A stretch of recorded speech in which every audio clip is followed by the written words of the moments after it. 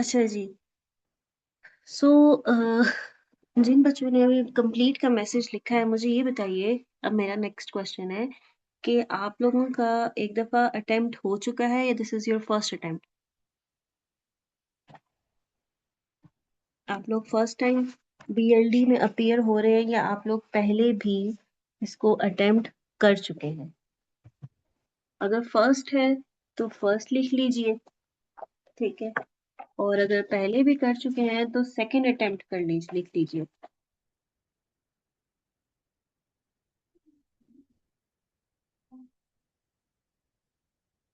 First time, okay. Okay, यानी कि हमारे पास मेजॉरिटी कुछ रिपीटर्स भी हैं और फर्स्ट टाइम भी 3-4 लोग हैं। चलिए जी, फिर शुरू करते हैं आज की क्लास को। बिस्मिल्लाह करते हैं। Okay, good. अच्छा, जो बच्चे रिपीट कर चुके, मतलब एक दफ़ा देख चुके हैं, ठीक है? तो उनका उनको थोड़ा-सा एज हासिल होगा बाकियों पे, कि इस लिहाज से कि they knew they already knew the exam, ठीक है? वो एग्ज़ाम की उस कैफ़ियत में बैठ चुके हैं, वो सिचुएशन के अंदर बैठ चुके हैं, उसको देख चुके हैं, वो उस स्ट्रेस की फीलिंग से ऑलरेडी गुज़र चुके हैं। बिज़नेस लॉ डायनामिक्स क्या है हमारे पास? ये 2 पेपर्स से मिलके बना है, 2 बुक्स, ठीक है? आपके पास 2 किताबें हैं, ठीक है? Kaif for study text volume 1 and Kaif for study text volume 2। आपको मिलेंगी कहाँ से? बड़ा सिंपल है इसका तरीकाकार, कि आपने आईकैप की वेबसाइट पे जाना है, ठीक है? Institute of chartered accountant of Pakistan. ये वेबसाइट है, मैंने यहाँ पे पिन की हुई है। ये जो वेबसाइट है, ये आपका ना बेस्ट फ्रेंड होनी चाहिए, सही है? Go to place. यहाँ से आप जाएंगे, ये स्टूडेंट्स है, स्टूडेंट से जाएंगे स्टडी रिसोर्सेज में। स्टडी रिसोर्सेज में आप देखें एजुकेशन स्कीम 2025 पे क्लिक करेंगे, फिर अगेन स्टडी रिसोर्सेज आ गया। यहाँ पे आपके पास certificate in accounting and finance CAF आ गया। अब इस कैफ के अंदर ये अगर आप फर्दर इसको डिग डाउन हम करें, तो आप ये देखें कि आपके पास, क्या बात है भाई, scope of studies, study material, questions paper. Study material पे जाएंगे, देखिए दोबारा दोबारा क्यों खुल रहा है, तो हमारे पास BLD कैफ 4 एंड यहाँ पे ये दोनों किताबें मौजूद हैं, ठीक है? आपने क्या करना है, इन दोनों किताबों का प्रिंट ले लेना है, साथ में आपके पास मॉडल एग्जाम पेपर है, उसका भी प्रिंट ले लें, ठीक है? सो ये आपके पास किताबें हैं। और अगर आपने पास पेपर्स की तरफ जाना है, तो यहीं से आपके पास स्टडी मटेरियल है। एक मिनट, ये देखिए क्वेश्चन पेपर स्टडी मटेरियल के नीचे स्टडी मटेरियल खोलेंगे तो सारे कैफ की बुक्स खुल जाएंगी। ये क्वेश्चन पेपर के पास जाएंगे तो आपके पास पिछली, क्योंकि पिछली अटेम्प्ट से ये रिजीम स्टार्ट हुई है 2025 से, तो यहाँ पे स्प्रिंग 2026 का आपके पास पेपर आ जाएगा, आपने इसको भी डाउनलोड कर लेना, ठीक है? सो ये 2 किताबें हैं हमारे पास जो कि हमने पढ़नी है। पहली किताब जो है उसको हम कहते हैं बिजनेस लॉ। यहाँ पे बेशक लिखा हुआ है वॉल्यूम 1, दूसरी का है वॉल्यूम 2, लेकिन इन एक्चुअल द वॉल्यूम 1 के अंदर है हमारे पास बिजनेस लॉ, ठीक है? और वॉल्यूम 2 के अंदर हमारे पास जो दूसरा लॉ है, that is company law,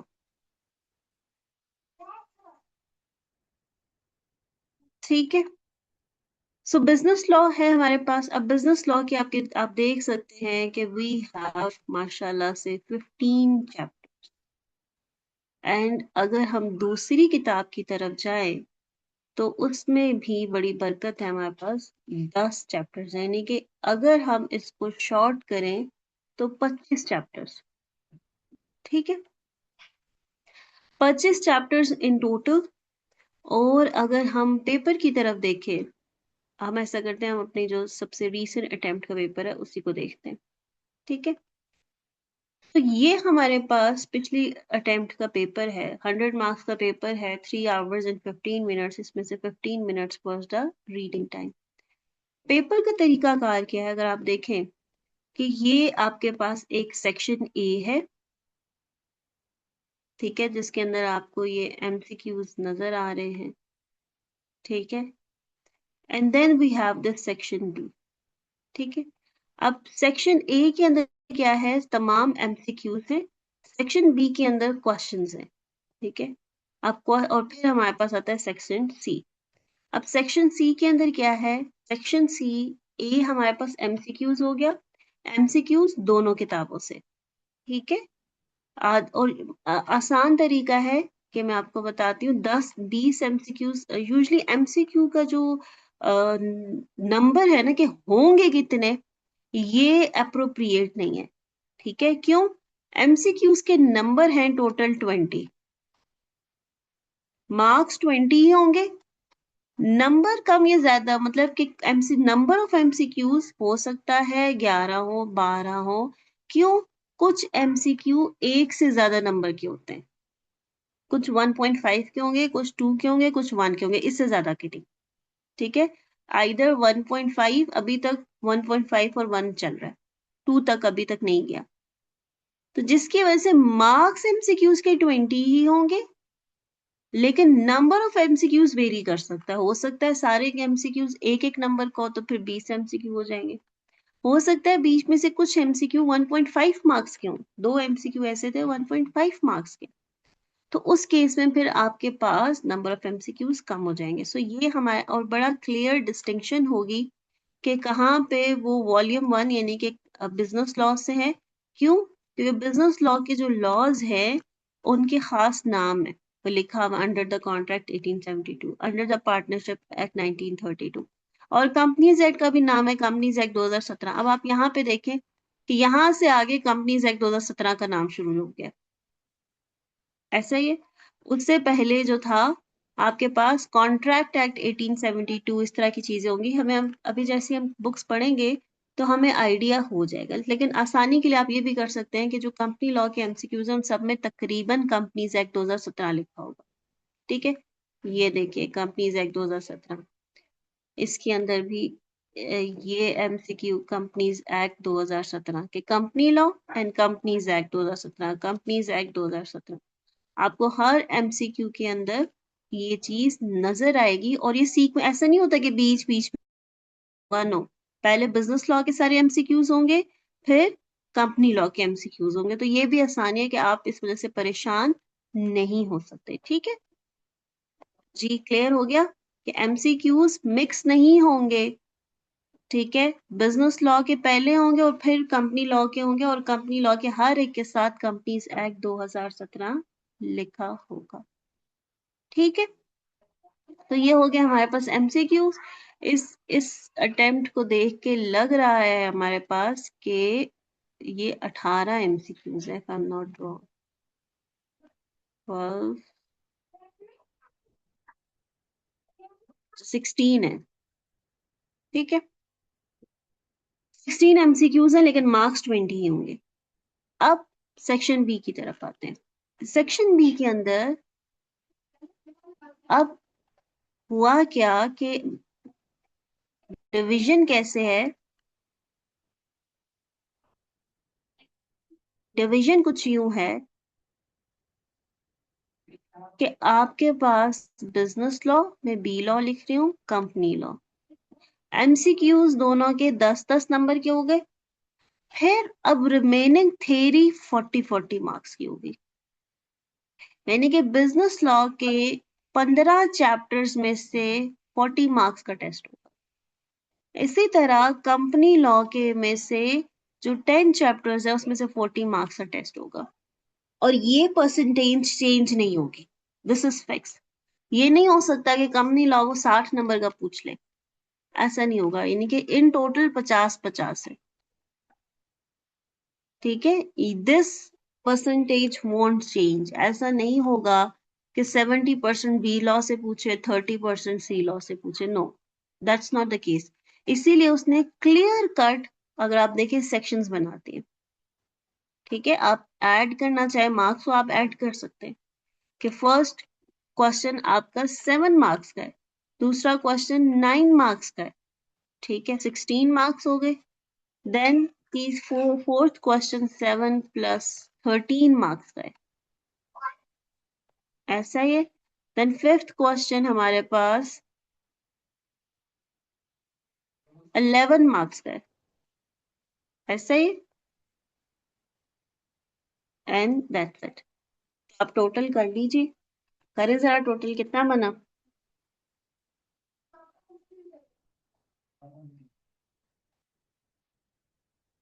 11 plus कितना था 13, then we have 9 and then we have 7, 40 marks पूरे हो गए, ऐसा ही 40 पूरे हो गए। तो ये परसेंटेजेस आपस में चेंज नहीं होंगी, यहाँ से 40 मार्क्स का ही आएगा और कंपनी लॉ से भी थ्योरी के क्वेश्चन 40 मार्क्स के होंगे, सही है। तो इसका मतलब ये हुआ कि एफर्ट दोनों में बराबर करनी है। बेशक एक के 15 चैप्टर्स हैं, अब ये नहीं हो सकता कि जिसके 15 चैप्टर्स हैं उस पे टाइम ज्यादा लगेगा, नो। एक मार्क्स दोनों के बराबर हैं, ठीक है, एक मिनट दीजिएगा।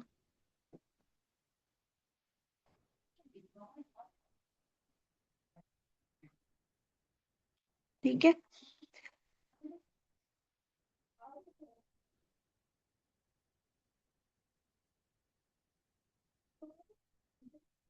ठीक है।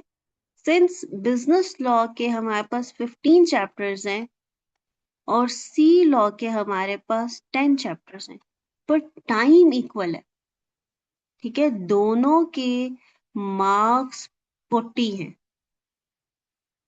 या 50 कर लें, 50-50, ठीक है, इसके भी 50, इसके भी 50।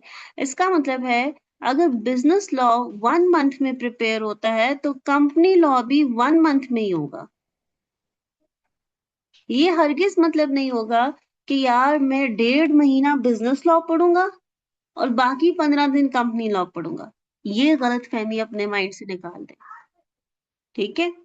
This is a misconception. बच्चे इस तरह करते हैं कि हम ना इसका टाइम डिवाइड, नो, मार्क्स तो दोनों के बराबर है, एफर्ट तो दोनों में बराबर करनी है। अगर इसके चैप्टर ज्यादा हैं, अगर आपने दिन के अंदर 3 घंटे रखे हैं इसके 10 सफ़े पढ़ने के लिए, ठीक है, 10 नहीं, 3 ही, इसके 10 सफ़े पढ़ने के लिए 1 आवर, तो इसके 10 पेजेस के लिए भी आपको 1 आवर रखना पड़ेगा, सही है। अगर हम टोटल बुक के पेजेस भी देख लें, पेजेस देखते हैं कितने पेजेस हैं भाई। सो हमारे पास 309 है बी लॉ के, और 257 है इसके पेजेस कम है, ठीक है। तो क्या हुआ कि अब उसके पेजेस इसलिए भी ज्यादा है, उसमें बहुत एग्जाम्पल्स हैं। अगर मैं आपको दिखाऊं रियल में कंटेंट दिखाऊं इस किताब का, तो आप देखेंगे हर पैराग्राफ के बाद एग्जाम्पल है, एवरी पैरा के बाद आपको एग्जाम्पल मिलेंगे, एक्सेप्ट फॉर द चैप्टर 1, ठीक है। चैप्टर 1 हमारा थोड़ा थेरेटिकल है।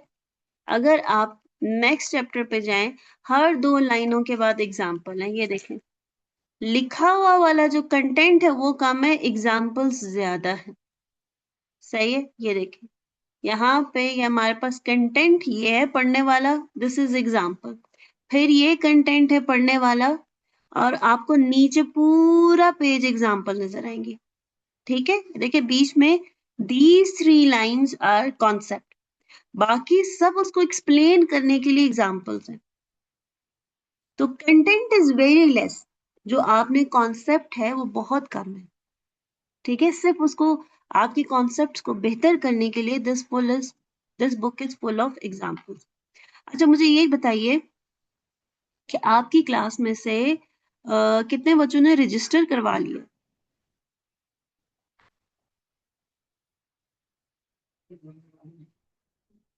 कितने बच्चों ने रजिस्टर करवाया हुआ है? क्योंकि जो फर्स्ट 3 चैप्टर्स हैं, ठीक है, वो वो पोर्टल पे अपलोड हो चुके हैं। ठीक है, जब आपने एडमिशन कराया होगा आपको ये बात पता ही गई होगी कि first 3 chapters are already uploaded on your respective portal और वो वहां से आपने करने।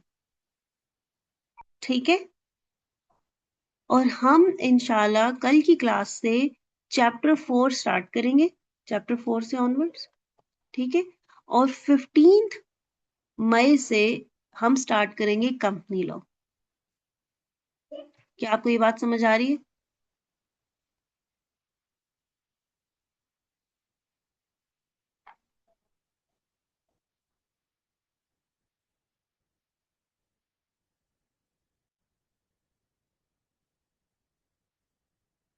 ठीक है, अब वो बच्चे जिन्हों का, अच्छा पहले हम स्ट्रेटेजी डिवाइस करते हैं वो जिन्होंने कंबाइन पढ़ना है। ठीक है, सबसे पहले वो सुने बिजनेस लॉ और सी लॉ। अभी तो जैसा हमारे अगले 10 दिन हम सिर्फ बिजनेस लॉ पढ़ेंगे। What is required from you. कोई भी टीचर जब वो पढ़ाता है, ठीक है, जो उसका एक लेक्चर होता है, सपोज अगर बिजनेस लॉ का लेक्चर है ठीक है, तो शुरू के जो चैप्टर्स होते हैं उनमें तो चलो ऐसा होता है कि वो एक दिन में एक सफाई पढ़ता है, इससे ज्यादा नहीं पढ़ते। समटाइम एक पैराग्राफ होता है, ठीक है, कहीं पे कॉन्सेप्ट ज्यादा जरूरत है तो वो एक पैराग्राफ। लेकिन जो मेरा एक्सपीरियंस है, अब मतलब पिछले 5 सालों से मैं बिजनेस लॉ पढ़ा रही हूँ, तो व्हाट माय एक्सपीरियंस है, सपोज अगर मैंने आज ये कंसिडरेशन पढ़ाना है, अब इसके अंदर कंटेंट कितना है, ये कंसिडरेशन की डेफिनेशन ऐसा ही है, और अगर ज्यादा आगे जाएं तो ये एडिशनल पॉइंट्स हो जाएंगे, और मे बी इसमें से 2 पॉइंट्स, दैट्स इट। एक क्लास के अंदर इतना ही पढ़ा जाता है। तो अगर आप खुद देखें कि एक क्लास में जो पढ़ा जाता है उसकी लाइंस काउंट कर ले, ये 11 लाइनें बन गई, ऐसा ही है, 11 लाइनें ये हो गई, 12 13 14 15 16 और 17 18 19 लाइन्स। तो 19 लाइन्स को, ये भी मैंने कहा कि ये आज चलो थोड़ा ज्यादा कर देते हैं, और 19 लाइन्स, और 19 लाइनें पूरी भी नहीं है, these are not a complete line, बस इतनी सी है, यहाँ पे खत्म हो गई, पूरी लाइन भी नहीं है। यानी कि अगर इसको हम अगर पैराग्राफ जस्टिफाई करने की फॉर्म में लिखते हैं, डेफिनेशन भी है, तो शायद ये 10 लाइनें बने, ऐसा ही। तो इसको पढ़ने में व्हाट डू यू थिंक, आप लोग जरा मैसेज पे बताइए कितना टाइम लगेगा। अगर आपने एक लेक्चर लिया हो और अब आप उसको घर में पढ़ने लगे हैं, how much time will it get. जी, इस पूरे को पढ़ने में मैक्सिमम कितना टाइम लगेगा, मैक्सिमम। जी सब लोग बताइए, सब अपनी अपनी उसके मुताबिक बताइए, अपनी एफर्ट के मुताबिक बताइए। इफ अगर आपने पढ़ना है तो आपको कितना टाइम लगेगा। जी 10 से 20 मिनट सारे कह रहे हैं, 7 मिनट, वेरी गुड। याद रखिएगा एक चीज, अपनी किताब के पहले सफे पे लिख लीजिए, वेदर आप बिजनेस लॉ पढ़ रहे हैं या कंपनी लॉ पढ़ रहे हैं, आपने आज से अपनी हैबिट ये बनानी है कि मैं जब ये पढ़ने बैठी हूँ, एक तो सबके पास प्रिंट होने चाहिए, कोई आपके साथ 500 रुपए में, 1000 रुपए में प्रिंट हो जाएगा। ठीक है, क्लास के लिए रजिस्टर किया, 1000 रुपया और लगा लें, प्रिंट लें किताब का। अब मैं किताब अगर ये पढ़ने बैठी हूँ तो अगर 12:35 हुए हैं तो मैं इसके ऊपर लिखूंगी 12:35, और मुझे पता है कि 12:45 पे मैंने इसको फिनिश करना है। ठीक है, टुडे इज 5 मई, ऐसे ही। और आपने अपने पास टाइम रखना है, वो जो घड़ी मिलती है ना जिसके ऊपर टाइम आता है, वो वाली घड़ी, फोन से टाइम नहीं देखना, ऐसे फोन सामने नहीं रखना जब आपने पढ़ना है, अपने पास घड़ी रखें। कि आपने उधर टाइम देखा 12:35 हो गया, अब यू नो कि मैंने इसको 10 मिनट में खत्म करना है। अगर आपने 12:47 पे 46 या 47 पे लेके गए हैं, तो याद रखिएगा ये जो एक्स्ट्रा 1 मिनट था, ये एक्स्ट्रा 2 मिनट्स थे, ये वेस्टेज के थे, ये वेस्ट थे, ये आपने टाइम जाया किए।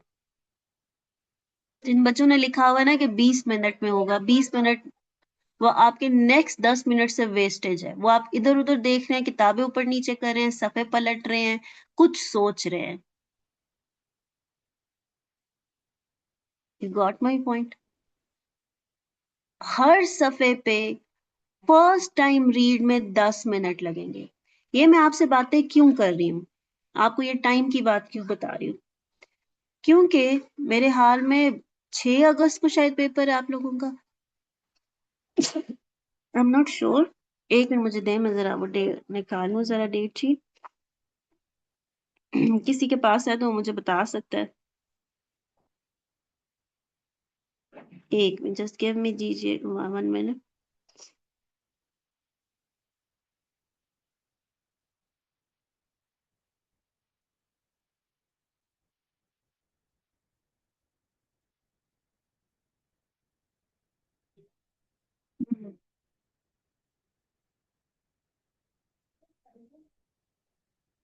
फर्स्ट 17 अगस्त से, हाँ एक मिनट मैं बताती हूँ।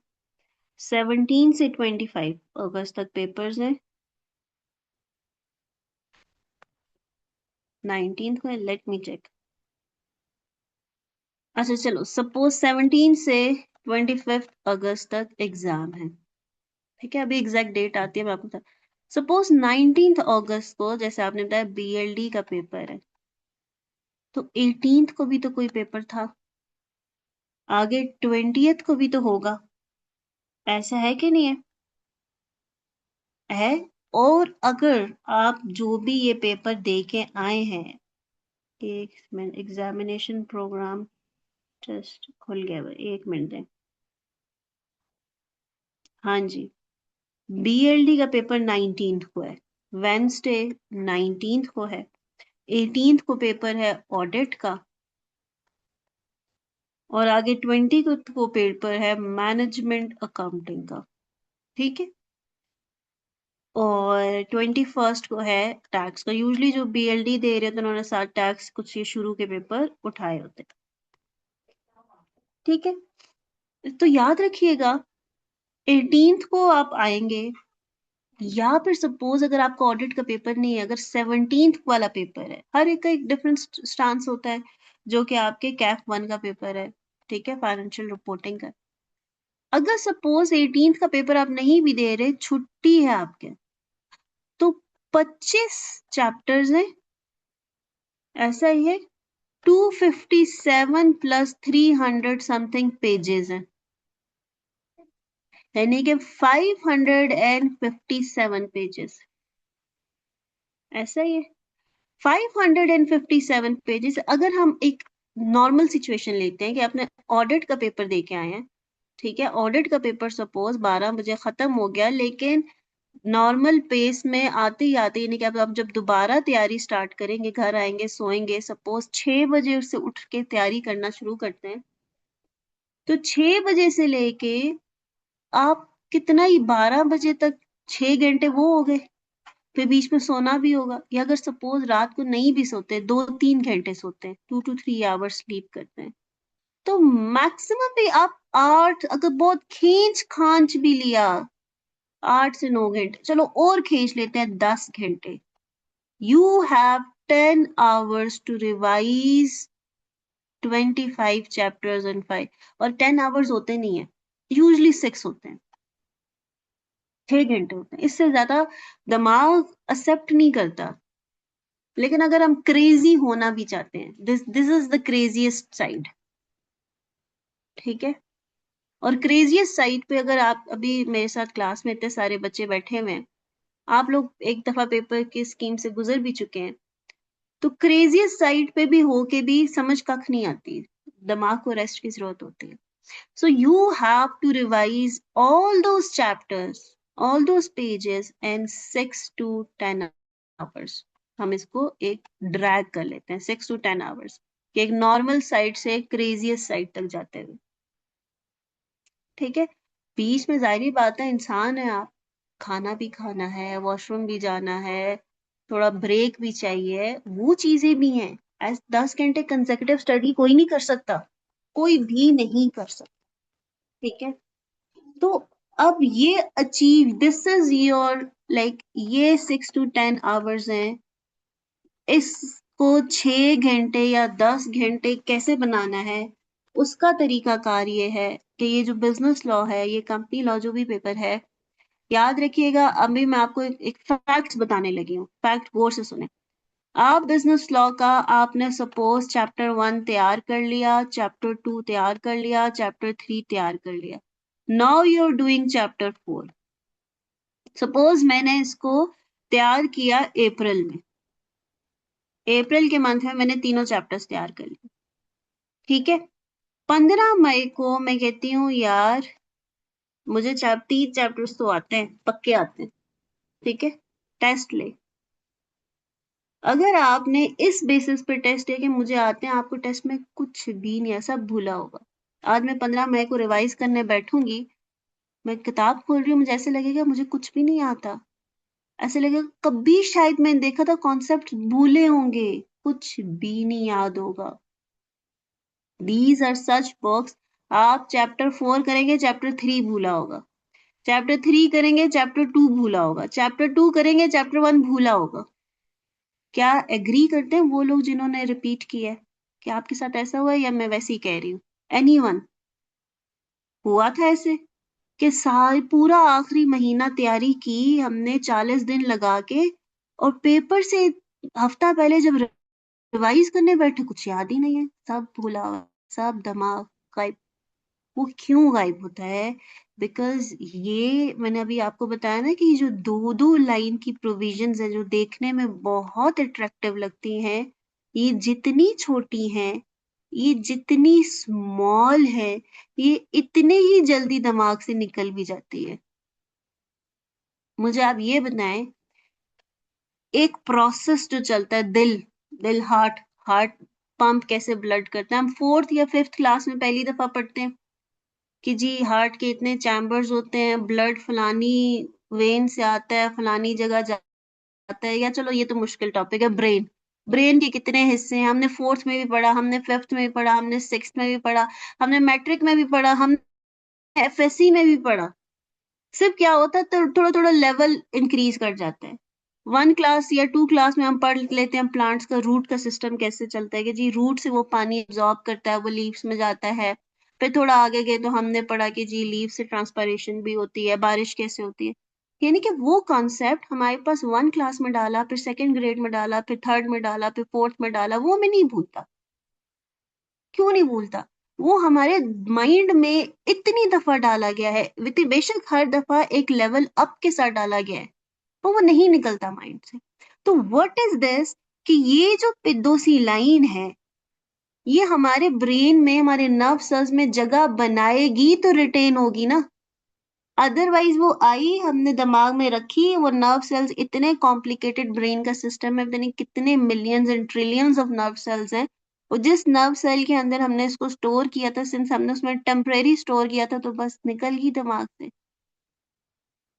बट व्हाट इफ, अगर सिचुएशन कुछ यूं होती कि मैंने चैप्टर 1 तैयार किया, रेप किया, सबसे पहले मैंने उसको रीड किया, फिर मैंने उसको लर्न किया, याद किया, फिर मैंने उसको रिवाइज किया, फिर मैंने उसको एग्जाम पेपर से प्रैक्टिस किया, एंड देन अगेन रिवाइज किया, 1 2 3 4 5, and the last revision is the your before exam, जो आपकी रात है।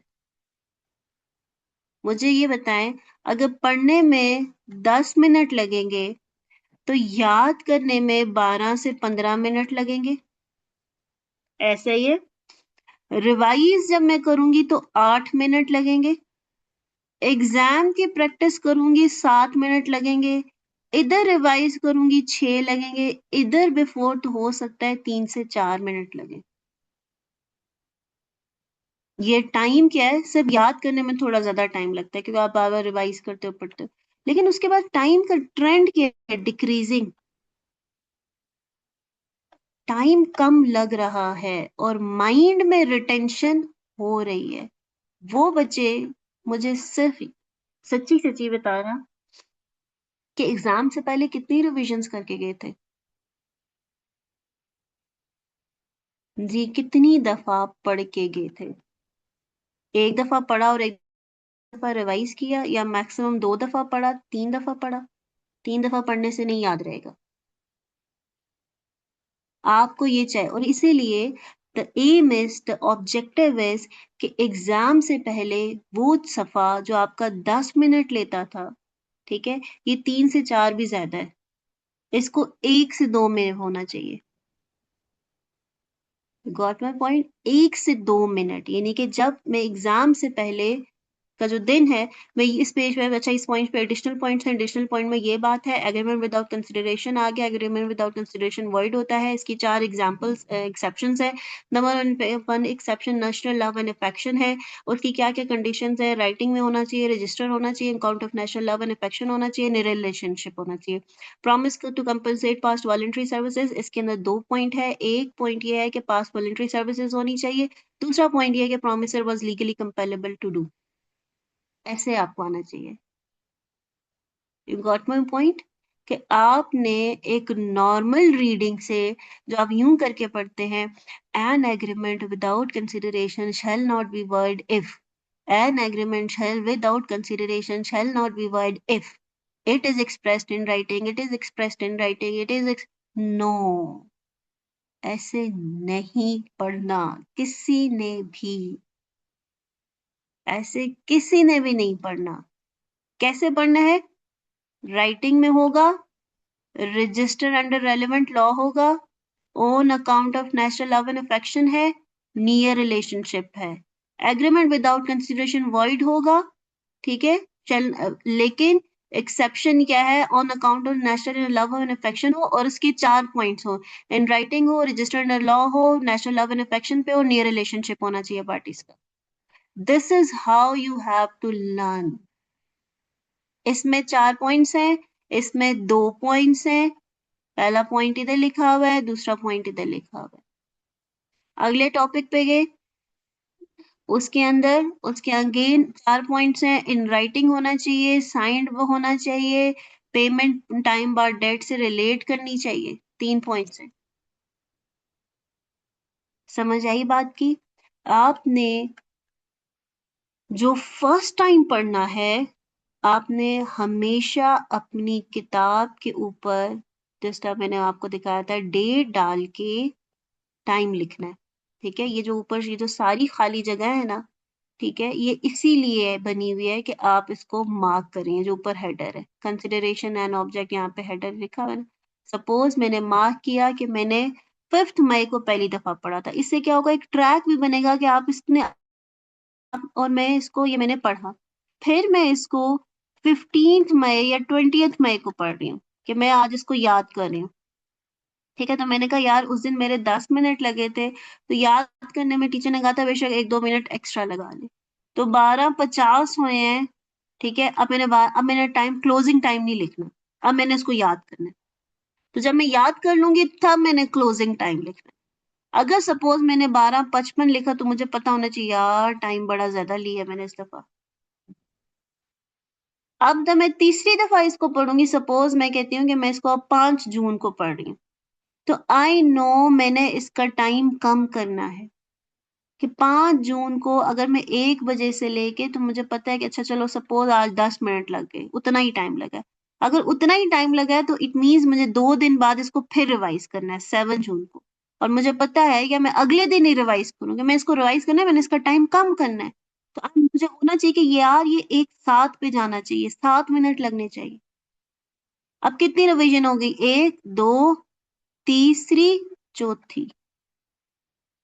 अब फिर मैंने इसको जो है, सपोज मैं कहती हूँ कि मैं इसको अब 30 जून को दोबारा पढ़ रही हूँ, तो मुझे होना चाहिए कि ये मेरा सिर्फ 5 मिनट में हो।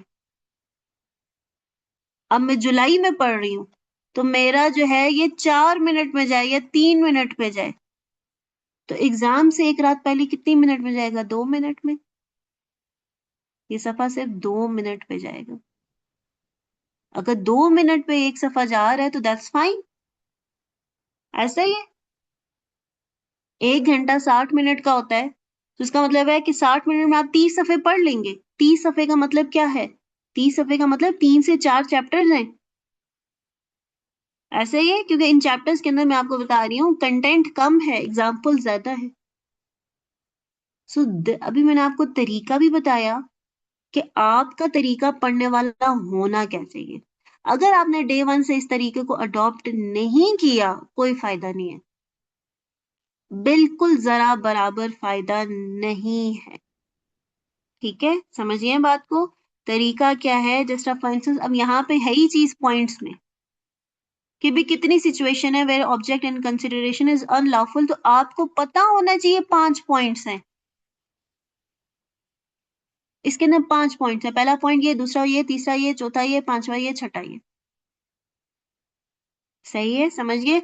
अगर कंपनी लॉ की तरफ आए, same rules, same exactly same regulation, एक पेज के ऊपर पहली दफा जो पढ़ना है वो 10 मिनट का टारगेट है। 10 मिनट से ऊपर आपने 1 मिनट भी एक्स्ट्रा लगाया, you are wasting your time. और ये जो मैं आपको कह रही हूँ ना कि अगर आपने ऊपर टाइम लिखना है, इससे आपको ये भी अंदाजा होगा कि कितना टाइम आपने जाया किया। किसी रजिस्टर के ऊपर लिखने की कतई जरूरत नहीं है। इसी किताब के ऊपर लिखें। यही आपके नोट्स होना चाहिए, यही आपका सब कुछ, यही एवरीथिंग ये होनी चाहिए। इसी किताब से पेपर आएगा। अच्छा, एक और क्वेश्चन होता है, टाइम का समझ आ गया? किसी का कोई सवाल टाइम से रिलेटेड? वो बच्चे जिन्होंने पेपर दिया हुआ है, वो उन सिंस वो अभी बड़े ताजे ताजे प्रॉब्लम से अवेयर है। Any question with regarding to the time? एक क्वेश्चन आया, मैं जरा वो पढ़ लूं।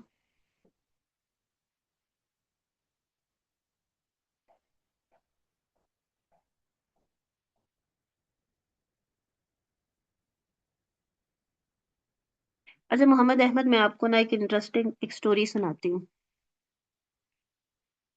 स्टोरी कुछ यूं है कि ना, मेरा FR का पेपर था। ठीक है, फाइनेंशियल अकाउंटिंग और FR1 का पेपर था। ठीक है, और उस टाइम रीडिंग टाइम नहीं होता था जब मैंने वो दिया। There was no reading time. यानी कि पेपर शुरू हो गया तो वो 9 बजे शुरू हो जाता था। और मैं गई अपने बाबा के साथ हॉल में। हुआ ये कि हमें वो एग्जाम सेंटर नहीं मिल रहा था। तो वो, क्यों, कोई मैरिज हॉल था और उसको ढूंढना, मैं खुद स्ट्रेस में थी, नहीं मिल रहा था। फिर फाइनली जब वो जाके मिला, हमने फिर एक टैक्सी वाले को हायर किया कि तुम आगे आगे चलो, हम तुम्हारे पीछे चलते हैं, सो दैट हमें एग्जाम। तो वो 9 o'clock जो पेपर स्टार्ट होना था, वो ऑलरेडी 9:25 हो गए थे। ठीक है, तो 25 मिनट्स गुजर चुके थे जब मैं हॉल के अंदर एंटर हुई। जब मैं अपनी सीट पे बैठी, मेरे पास पेपर आया, and I was scared, I was परेशान। यानी कि नॉर्मल होते होते 9:35 to 40 हो गए, जिसमें एक बड़ा सवाल, 40 मिनट के अंदर एक बड़ा सवाल, उस वक्त वो जो एक बड़ा क्वेश्चन आता होता था फाइनल अकाउंट्स या क्या कह सकते हैं, कंसोलिडेशन, वो सवाल इतने मिनट में हो जाता है। ठीक है, अच्छा ये सिंस FR1 था, सॉरी, फाइनल अकाउंट का क्वेश्चन, नॉट द कंसोलिडेशन। वो फाइनल अकाउंट के क्वेश्चन में कभी वो कैश फ्लो पूछ लेता था, वो जिसमें सब कुछ बनाना होता था, profit and loss account, balance sheet. I hope so आप लोग भी इसको फाइनल अकाउंट्स ही कहते हैं। हमारे टाइम में हम उसको फाइनल अकाउंट्स कहते होते थे, कि जिसके अंदर आपने statement of comprehensive income, balance sheet, sometime statement of changes in equity and cash flow, वो सब कुछ ही बनाना होता था, नोट्स अकाउंट भी बनाने होते थे। हुआ ये कि जब वो अब मेरा वो उस पेपर की आई गेस सेकेंड अटेम्प्ट थी, फर्स्ट अटेम्प्ट में I couldn't clear that paper. अब सेकंड अटेम्प्ट हो पे बंदे की, और फिर वो मतलब तो बड़ा टेंशन वाली बात होती है। तो हुआ ये कि अब मैंने वो पेपर स्टार्ट किया, और मैंने स्टार्ट किया क्वेश्चन 1 से। ठीक है? मैंने नहीं देखा कि कौन-सा टॉपिक कहाँ है, since I was already late, I don't have time. Question 1 start किया, अगर वो मतलब सपोज़ जहाँ हो गया तो ठीक है, फँस गया छोड़ दिया, टेंशन नहीं ली। क्वेश्चन नंबर 2 किया, हो गया ठीक है। क्वेश्चन नंबर 3 मुझे पता था मेरे पास टाइम बहुत कम है, I don't have to waste time. So मैंने सीक्वेंस वही रखा, वही सब कुछ किया। मुझे पता था कि मुझे इस पेपर को कंप्लीट करना है। अगर मेरा क्वेश्चन कहीं फँस रहा था, मैंने उसको वहीं पे छोड़ दिया और उसको आगे आगे जाने ही नहीं दिया। अगला सवाल पे चली गई, अगला सवाल किया, फिर उससे अगला, अगला, अगला। खैर पेपर कर लिया। तो मुझे याद है जो लास्ट क्वेश्चन था ना वो रेवेन्यू का था। उसमें रेवेन्यू की एंट्रीज़ लिखनी थी। उसमें सिर्फ़ जर्नल एंट्रीज़ लिखनी थी। तो वो बस मैंने वो जल्दी-जल्दी देखा और जो भी राइटिंग थी उसमें वो जर्नल एंट्रीज़ लिख ली और पेपर दे आई। अब जब मैं एग्ज़ाम से निकल रही थी तो एवरीबॉडी न्यू कि I was this much late.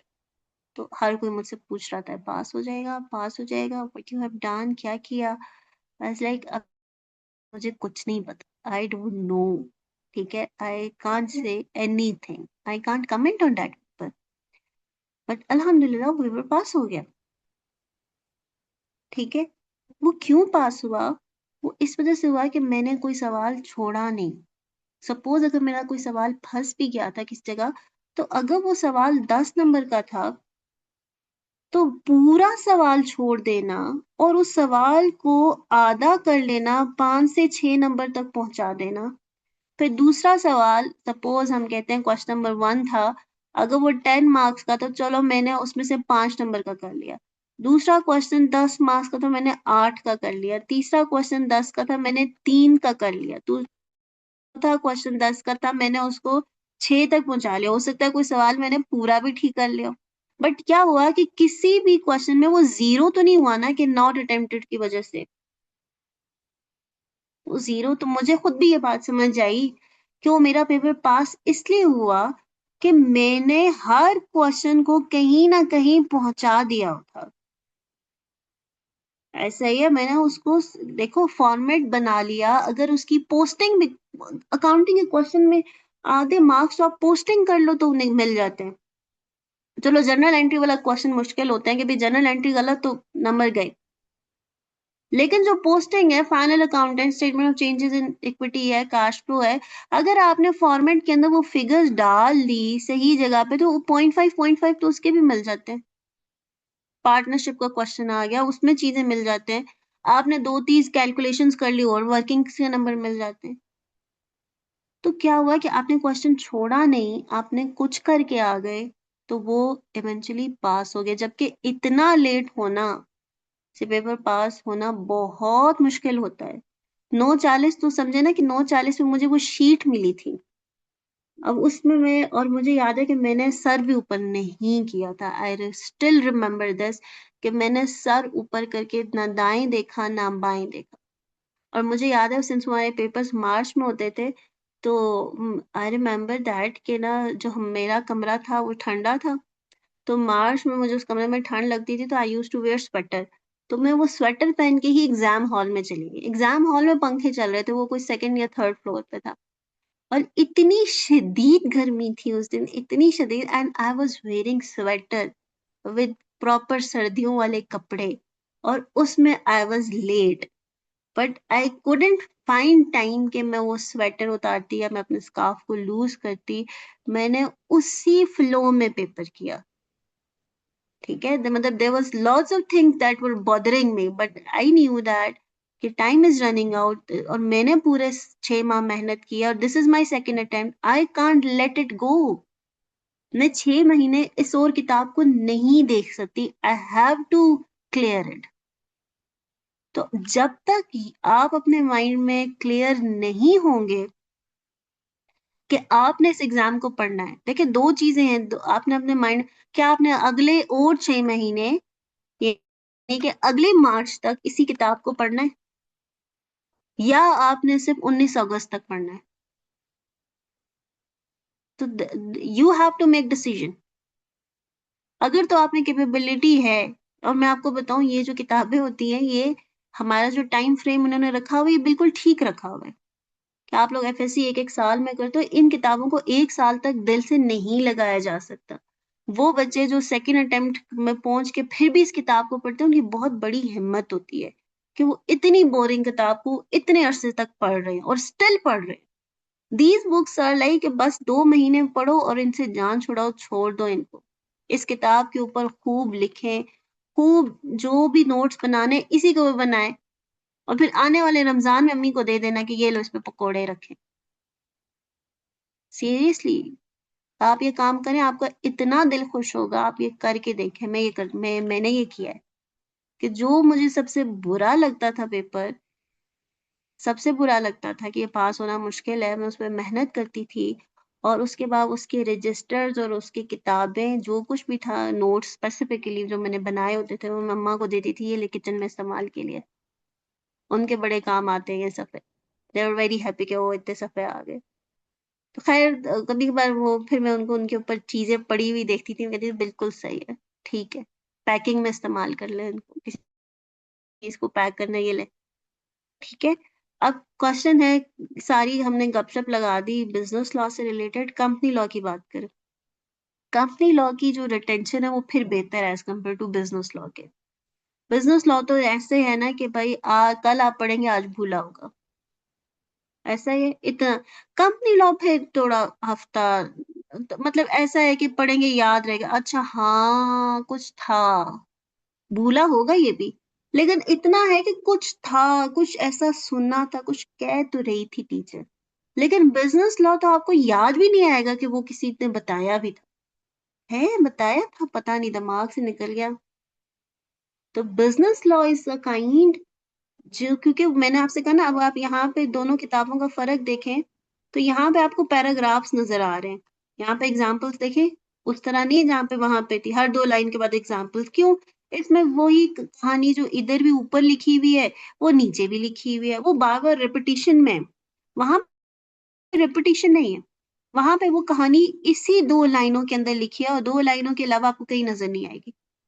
और वो इतनी छोटी लाइन है कि वो जितने जल्दी याद होती है, वो उतनी ही जल्दी भूल जाती है, उतनी जल्दी। और उसका तरीकाकार क्या है, अभी आपको बताया, बार बार रिवीजन, उस नर्व सेल को आगे पीछे होने नहीं देना जिसमें आपने वो इंफॉर्मेशन डाली है, ठीक है। मैंने अगर अपने नर्व सेल में लव एंड अफेक्शन की इंफॉर्मेशन डाली है, मैं कल फिर उसमें डालती हूँ, फिर अगले 2-3 दिन बाद फिर डालती हूँ, फिर नहीं बात भूलेगी, फिर नहीं भूल सकती। जैसा छोटे बच्चे हो, आप उनको चीजों के नाम सिखाते हो ना, business law is just like that. आप उसको कहते हो रोटी, बोलो बेटा रोटी, रोटी, एक दिन बोलते हो, दूसरे दिन बोलते हो, तीसरे दिन बोलते हो, चौथे दिन इवेंचुअली उसको आ जाता है। तो business law is just like that. अब अपने आप को एक छोटा बेबी कंसिडर करें कि जिसको डेली सिखाया जाएगा तो आएगा। अगर मैं एक दिन सिखाऊंगी, आप नहीं पढ़ेंगे, 6 माह बाद मैं आपसे पूछूंगी, आपको नहीं आएगा। Got my point? लेकिन कंपनी लॉ की रिटेंशन उससे बेहतर है, ठीक है। और कंपनी लॉ में क्योंकि प्रोसेस चल रहा है, कुछ कॉन्सेप्ट है, जो वो कॉन्सेप्ट जो इस चैप्टर 1 के अंदर मौजूद है, और अगर चैप्टर 1 के कॉन्सेप्ट आपको क्लियर हो गए, तो कंपनी लॉ के बहुत सारे सवाल आप इजीली कर लेंगे, क्यों? वो कॉन्सेप्ट बेस्ड चल रहे होते हैं, ठीक है। तो कंपनी लॉ के अंदर भी रूल वही है, एक पेज 10 मिनट, ठीक है। 1 मिनट दीजिएगा।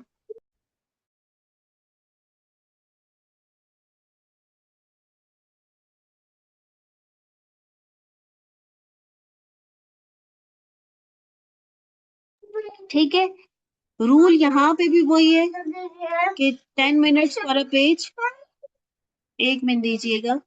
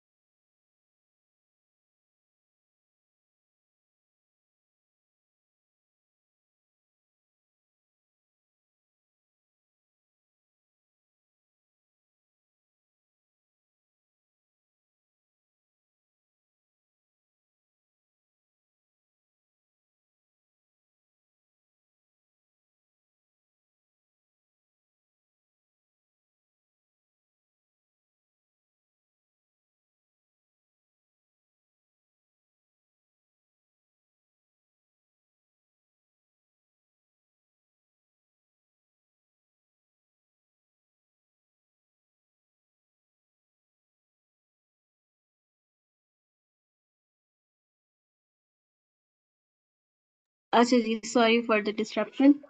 सो 1 मिनट दीजिएगा।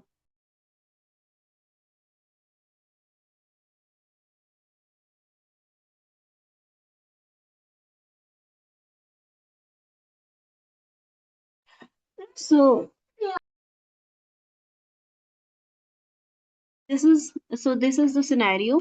ठीक है, हमारे कंपनी लॉ के अंदर भी टाइम उतना ही लगेगा, 10 मिनट्स लगने हैं डेली हर एक पेज के ऊपर।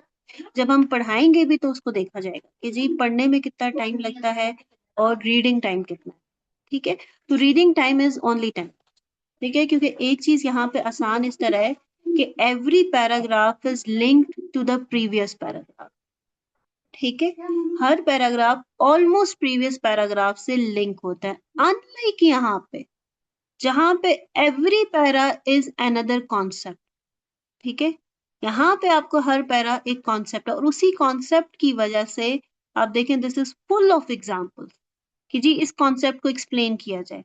ठीक है, आप कोई भी चैप्टर उठा ले, आपको इन दोनों किताबों में फर्क ये सब फॉर इंस्टेंस देखें, 2 लाइनें हैं उसके बाद एग्जाम्पल है, फिर उसकी डिटेल है, फिर वो 2 लाइनें आ गई, 4 लाइनें हैं, फिर एग्जाम्पल, और एग्जाम्पल्स देखें कितनी ज्यादा एग्जाम्पल्स हैं कि उस सारे कॉन्सेप्ट को एक्सप्लेन करने के लिए आपके पास है। ठीक है, फिर यहाँ पे देखिए 1 लाइनर लिखा हुआ है एंड देन एग्जाम्पल। ये 1 लाइनर है, उसके वो एक्सप्लेनेशन है थोड़ी सी, and then you have see another example. ठीक है, तो दोनों बुक्स के अंदर जो डिफरेंस है, company law is comparatively easy. Easy कैसे कि यार हर चीज पीछे से लिंक कर रही होती है, एक प्रोसेस चल रहा होता है, एक फ्लो चल रहा होता है, तो आपको चीज याद रहती है। But in the business law चीज भूल जाती है। क्यों भूल जाती है? वो इसी वजह से कि the concept are very one liner है। वन लाइनर चीज याद करना, ढेर सारी वन लाइनर याद करना, रिटेन करना मुश्किल होता है एज कंपेयर टू एक बड़े पैराग्राफ के, एक प्रोसेस के। समझ गए बात को? अब अगर एग्जाम का देखें तो एग्जाम आप ये देख रहे हैं कि सर सेक्शन बी आपने देखा कि क्वेश्चंस क्या है, हर चैप्टर से ऑलमोस्ट क्वेश्चन है, कोई 4 3 4 आप देख ले कि इस तरह मार्क्स के हैं। ठीक है, 1 मिनट, ये देखें, यहाँ से 4 3 4 5 4। ठीक है, देन पार्ट्स आ गए। 7 नंबर का अच्छा, ये जो 7 नंबर का सवाल आया हुआ है, इसमें बहुत सारी चीजें हैं जो इन डिस्कशन है। यूजली 7 मार्क्स का क्वेश्चन नहीं आता, लेकिन ये देखें लास्ट अटेम्प्ट के अंदर बड़ा क्लियर 7 मार्क्स का क्वेश्चन है। 5 मार्क्स का क्वेश्चन है पर वो रटे वाला था, पर 7 वाला भी ऑलमोस्ट रटे वाला है, लेकिन उसके अंदर बहुत सारी बातें भी हैं। ठीक है, देन आप देखें अगेन 4 नंबर का सवाल, 3 नंबर का सवाल, ठीक है, 4 नंबर का सवाल। अब बिजनेस लॉ के अंदर 7 नंबर का सवाल आना इज अ बिग थिंग। जबकि वो कॉन्सेप्ट जब 1 लाइनर 2 लाइनर हो तो 3 4 नंबर का सवाल इज जस्टिफाइड, लेकिन 7 नंबर का सवाल आना इज अ बिग थिंग, और आई कैप ने टेस्ट किया। कंपनी लॉ के अंदर 7 5 आना नॉर्मल है। क्यों? क्योंकि वहां पे मैंने आपको क्या बताया, बड़े बड़े पैराग्राफ्स होते हैं। ठीक है, अभी शुरू में तो छोटे हैं, लेकिन अगर हम आगे चैप्टर्स जाएं, बहुत सारी चीजें हैं जिनके पॉइंट्स हैं, रिपोर्ट्स हैं। सर लास्ट चैप्टर जो हमारा है चैप्टर 10 की तरफ जाएं, ये देखें, तो यहाँ पे ये इस तरह पूरी पूरे ये 8 टॉपिक्स हैं, बेशक उस टॉपिक्स के सब हेडिंग्स हैं, हो सकता है वो शॉर्ट में आ जाए, हो सकता है वो पूरा का पूरा लिख ले। जैसे कि यहाँ पे मैं आपको दिखाना चाहूंगी, ये एक रिपोर्ट आएगी, अभी तक उसके क्वेश्चंस चल रहे हैं। ये रहा business review report, director report. हो सकता है वो आपसे क्वेश्चन पूछ ले, डायरेक्टर रिपोर्ट बताओ उसके कंटेंट कितने होते हैं, तो अब आपको नजर आ रहा है कि यार ये कोई 10 12 पॉइंट्स है, तो ये वो 7 नंबर का पूछ ले तो सही है, बिजनेस लॉ कंपनी लॉ में समझ आती है। लेकिन बिजनेस लॉ में 7 नंबर का सवाल, इसका मतलब उसके अंदर कॉन्सेप्ट को बहुत ज्यादा पूछ रहा है। ठीक है, सो ये हमारे पास रीसेंट अटेम्प्ट का पेपर है। अगर कंपनी लॉ के सेक्शन की तरफ आए तो देखें 5 3 5 3, 5 3 5 3 3 3 5। तो यहाँ पे एक एक्सट्रीम्स नजर आ रही है, 1 3 और 1 5, कि छोटा सवाल 3 नंबर का, बड़ा सवाल 5 नंबर का। लेकिन बिजनेस लॉ में ऐसा नहीं था। बिजनेस लॉ में आपको 3 4 5 और एक सवाल बड़ा 7 का मिला था। तो इसका मतलब है कि जो बड़ा वैरायटी है वो बिजनेस लॉ में 1 इन ही है, कोई एक आध इस तरह आएगा, बाकी सब छोटे छोटे कॉन्सेप्ट 3 4 5 3 4 4 देखे, पांच भी एक रटे वाला था बस बिजनेस लॉ में, दिस वन, बाकी 3 4 ही है एक, और ये भी रटे वाला था, क्रैम, टोटल क्रैम है, इसमें कोई कॉन्सेप्ट नहीं। तो रटे वाला उसने 5 का पूछ लिया, रटा प्लस कॉन्सेप्ट उसने 7 पूछ लिया, बाकी सब उसने छोटे छोटे सवाल पूछे। और सोचें कि अगर आपको ये कॉन्सेप्ट नहीं आता तो 3 नंबर गया।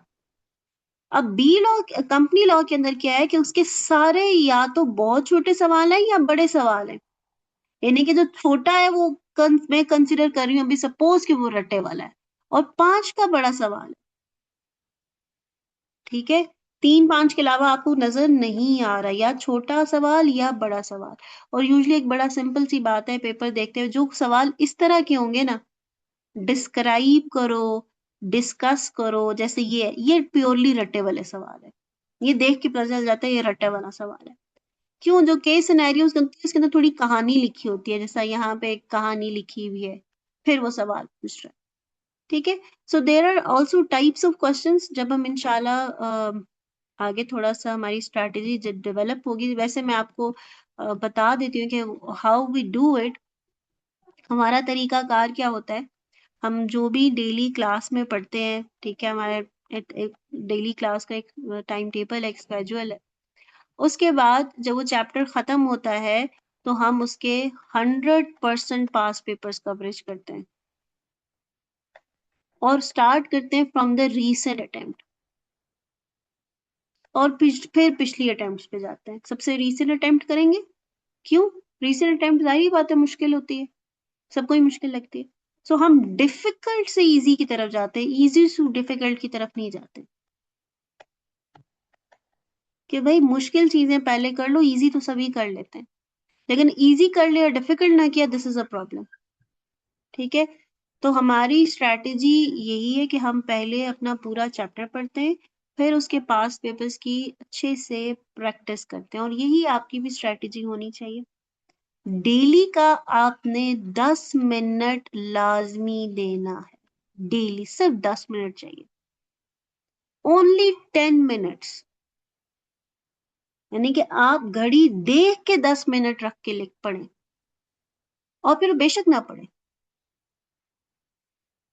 सिर्फ 10 मिनट पढ़ना है। क्या 10 मिनट पढ़ना मुश्किल है?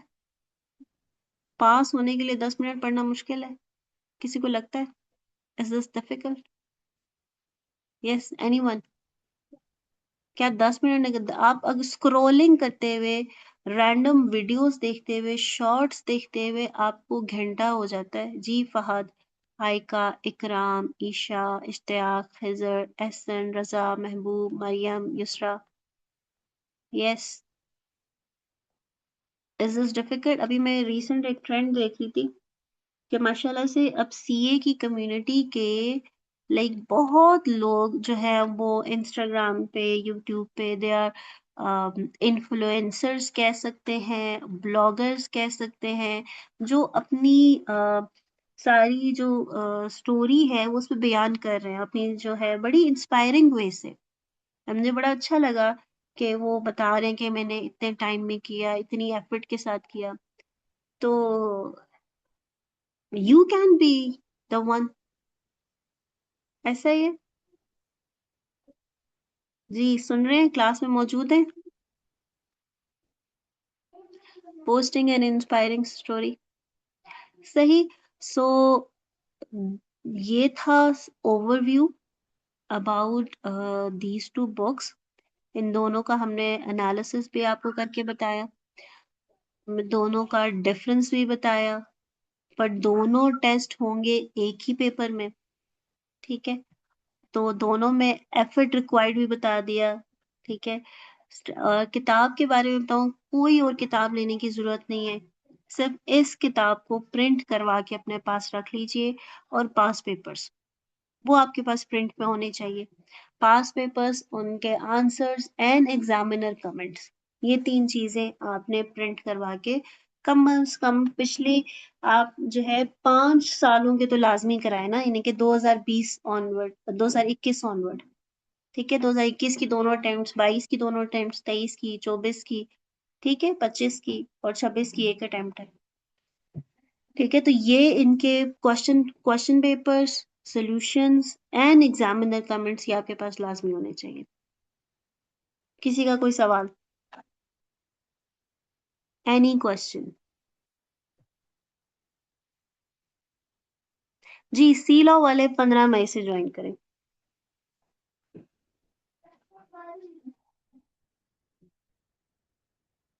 रिक्वायरमेंट आपकी तरफ से? नहीं नहीं, 15 मई तक बी लॉ नहीं कंप्लीट होगा, हम बी लॉ और सी लॉ दोनों साथ साथ लेके चलेंगे। ठीक है, 1 घंटा बी लॉ की क्लास, 1 घंटा सी लॉ की क्लास।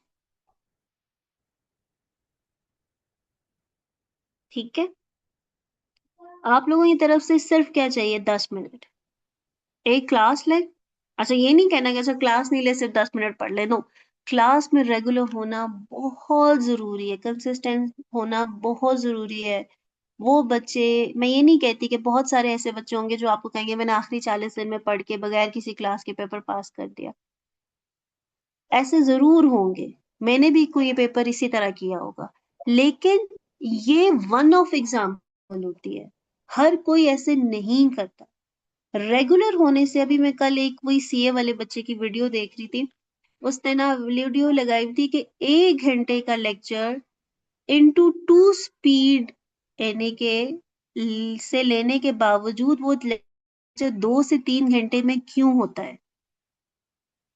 1 घंटे का लेक्चर स्पीड इंक्रीज करने के बाद भी 2 से 3 घंटे में होता है। And this is my experience as well, कि जो लेक्चर मैंने भी कभी ऑनलाइन स्किप किया कि मैं इसको बाद में ले लूंगी, वो नहीं लिया जाता। जो मर्जी कर ले, वो नहीं लिया जाता। इसलिए आप लोग जो रेगुलर क्लास है उसको लें, 1 घंटा लें और सिर्फ 10 मिनट उस टॉपिक को लगाएं। अगर आपका 10 मिनट से 1 मिनट भी ऊपर लगा तो मुझे बताइएगा, यूजली 10 मिनट से कम लगेंगे। अगर आपने क्लास ली होगी ना, तो मैं आपसे पूछूंगी, आप खुद बताएंगे 10 से कम लगा। ठीक है, this is my words and you can write these words, you can mark my word somewhere, कि ऐसा ही होता है। फर्स्ट 3 चैप्टर्स खुद क्यों प्रिपेयर करना है? उसकी रिकॉर्डिंग्स है ना, पोर्टल पे मौजूद है।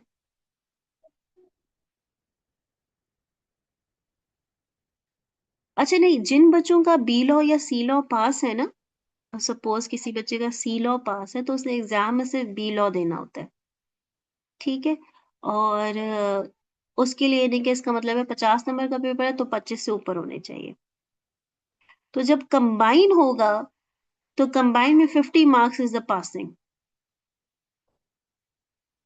ठीक है, हो सकता है कि आप बी लॉ से कम लें या सी लॉ से ज्यादा लें, 50 इज द पासिंग। उसमें अलग अलग क्राइटेरिया नहीं होगा, दोनों पोर्शंस में सिर्फ 50 मार्क्स होने चाहिए। हो सकता है आपने 30 कंपनी लॉ से ले लिया हो और 25 बिजनेस लॉ से ले लिया हो, तो 55 हो गए तो पास हो गया। ठीक है, या आपने एक में 20 ले लिए, एक में जो है 40 ले लिए, 60 नंबर हो गया, तो पेपर पास है। ये नहीं होगा कि जिसमें बी है वो फेल, 20 है वो फेल होगा, नो।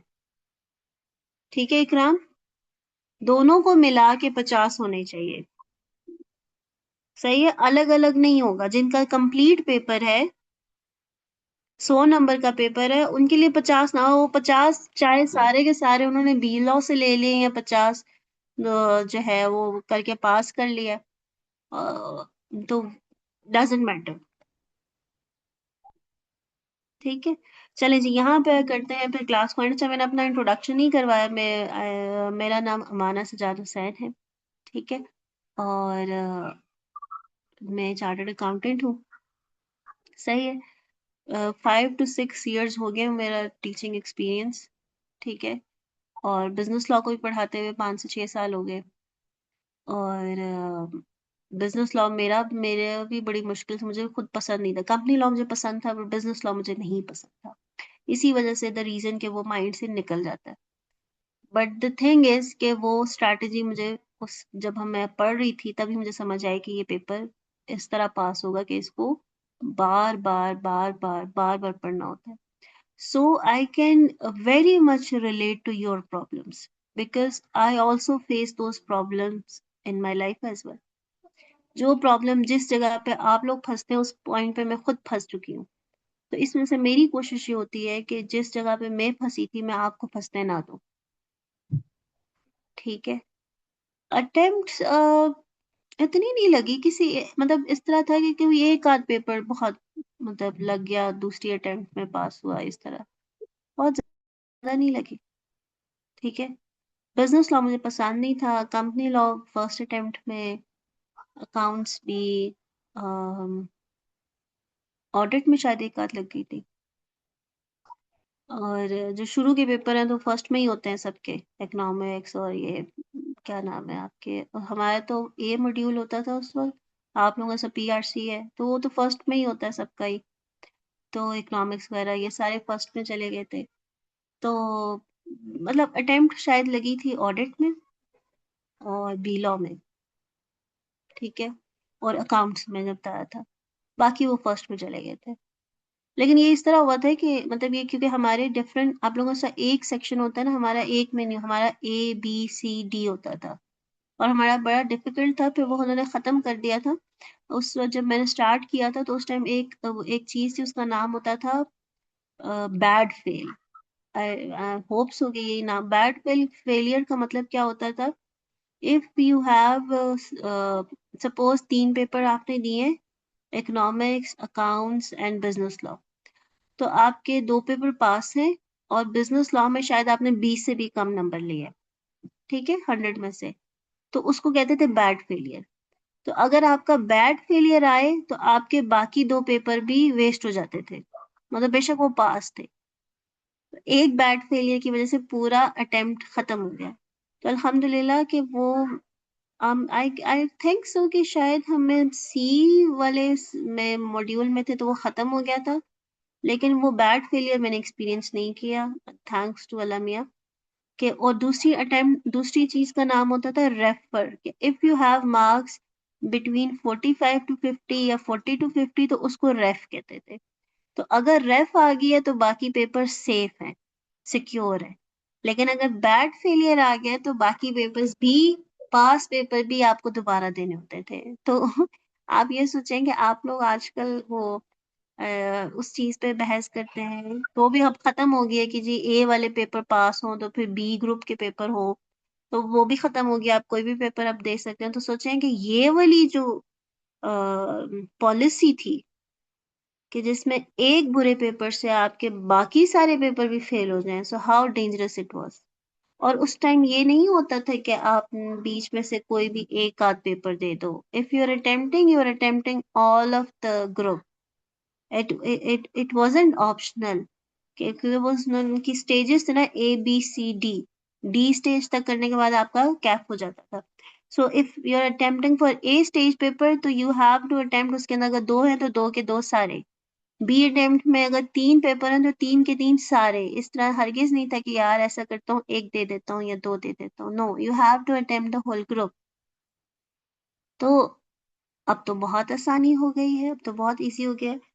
तो लेकिन खैर, अब तो माशाल्लाह से देखिए, हमारे टाइम पे बहुत सारे प्रॉब्लम्स थे, हमें ऐसी बुक्स नहीं थी, और now the books are so good, so good. अगर ऐसी बुक्स हमारे टाइम पे होती तो हम कभी भी, मैं आई डोंट थिंक सो कि मैं फेल भी होती, मतलब वो अटेम्प्ट भी लगती।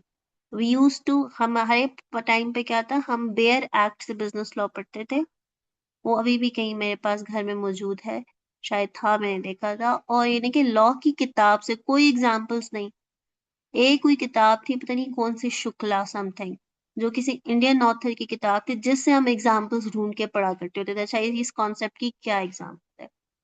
So that was a difficult time, but right now you have the books and you have the best books, इतनी अच्छी किताबें हैं ये कि इसके अलावा आपको किसी और किताब की जरूरत हरगिज नहीं है।